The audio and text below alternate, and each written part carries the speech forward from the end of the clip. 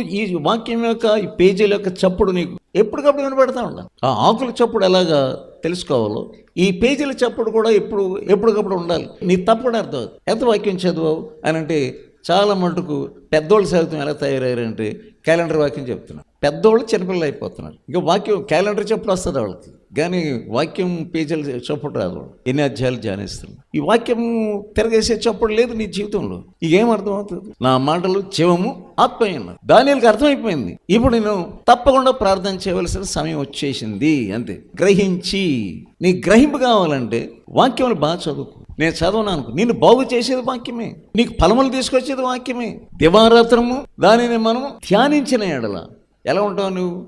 దాని కాలం ముందు ఫలమిచ్చు చెట్టు వలె ఉంటావు. తప్పకుండా ఫలములు ఇస్తావు. నీ ఫలములు ఇవ్వట్లేదు అని అంటే వాక్య ధ్యానం నీకు లేదు. దినము రాత్రి డే అండ్ నైట్ దినము ధ్యానించాలి. అర్ధరాత్రి కూడా కొంచెం